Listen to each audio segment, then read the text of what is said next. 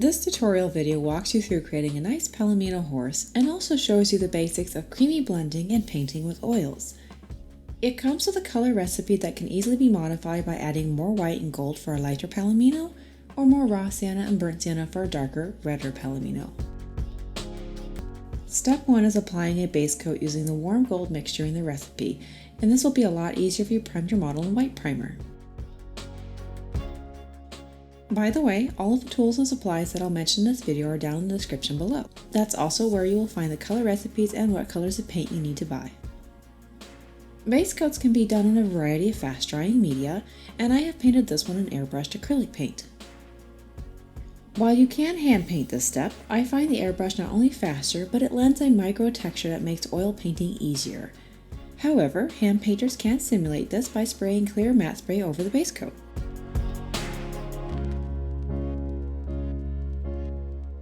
While that is drying, mix up your colors on a sheet of aluminum foil to use as your palette, and leave room to fold over the foil later. This is how you can save your palette for use days later, which is a nifty trick I learned from a friend. I recommend using a palette knife to mix, as it's easier to blend the colors and you won't trap color in your brush strands, so it's waste-free. Use a lint-free paper towel like a blue shop towel for cleanup. Oil painting lends itself very well to the wet-on-wet blending method. It's very similar to the Alla Prima method known in fine art oil painting. Wet on wet is pretty simple. For this step, you will apply the lighter Pangare color to the model's flanks, groin, elbows, and breast area. While that is still wet, apply the mid-tone body color next to the first color and blend the transitions.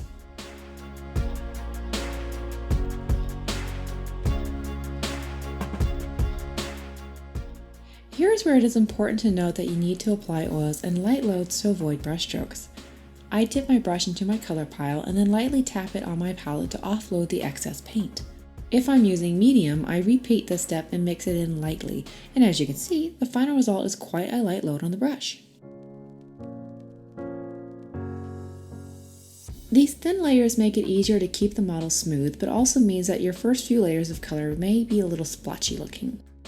This is called pigment streaking, and this type of streaking is okay. So long as the paint texture stays smooth, your following layers will fill in the streaky look.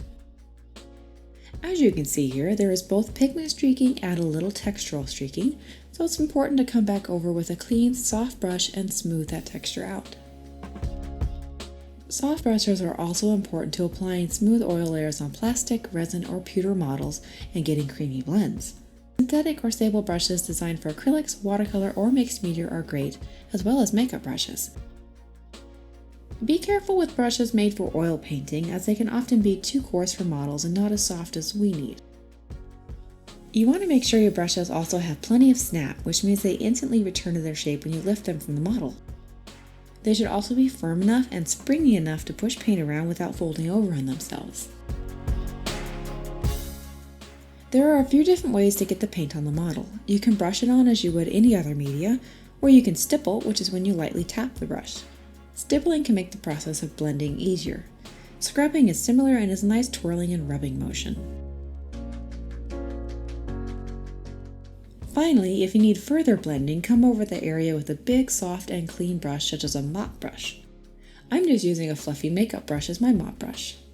This final step will also help remove any textural brush strokes you might have missed. Before I call this layer done, I like to add in some of my darker shadow tones and take advantage of the wet-on-wet blending to get a smooth blend. Then I set the model aside for a week to give it time to cure. Bear in mind, some colors of oils take longer to cure, and white is one of them, which is why I gave it a week before proceeding.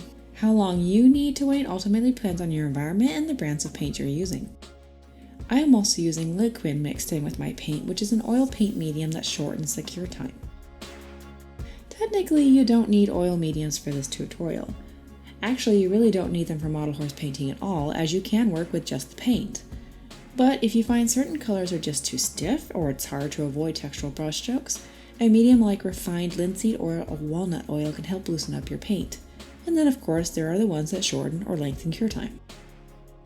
Solvents are technically another option, but since they can be very problematic and ruin your model, I will just say for now avoid solvents until you learn more about oil painting. Back to painting. As you can see, she's already looking more like a Palomino, and next we'll repeat the addition of Pangare, body, and shadow tones according to your reference.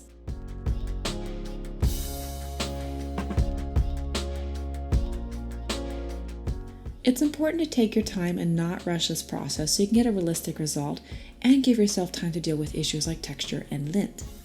These lighter colors are lint magnets, but you can pick the lint out as you paint or sand them out after the layer is cured. Don't worry about removing every little piece of lint, as many of the smaller ones will be buried under layers of paint anyway. Sometimes paint can be a little grainy, as was the case with my unbleached titanium, and I just did a little bit of sanding with sanding sticks to remove the granules after the paint had cured.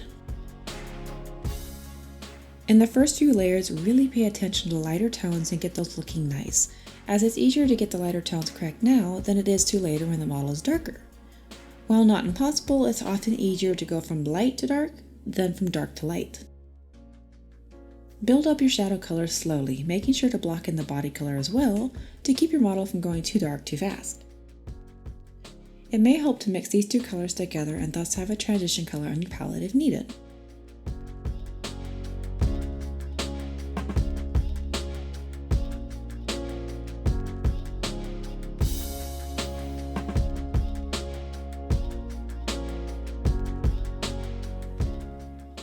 If by chance your model comes out a little too saturated or a little too yellow, you can knock that back by adding a tiny bit of ultramarine violet to the color mixtures giving you trouble. As you can see, a tiny bit goes a long way in helping reduce the strength of yellow. As you near the end, work in the darkest color on your palette for the points. A little bit of this goes a long way, otherwise your horse could look more like a light chestnut.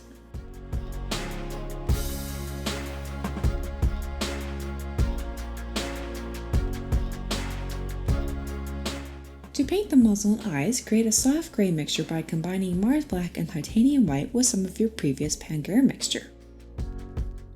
Start by making it a very light gray, and as you paint those areas, slowly darken the eyes, inside of the nostrils, and the lips with increasing amounts of Mars Black into your mixture.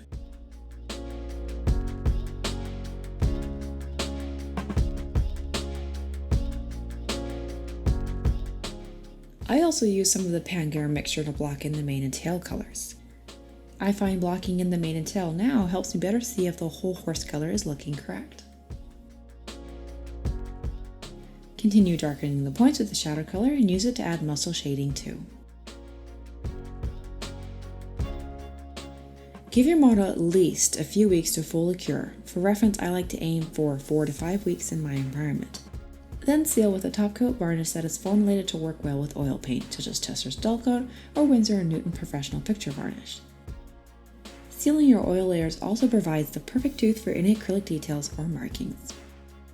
And there you have it, a beginner-friendly oil painting tutorial with a color recipe suited for intermediate and advanced artists as well.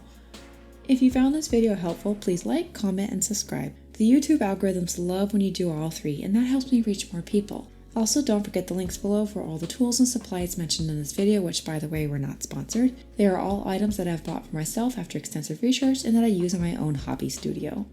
Now go paint those Palominos.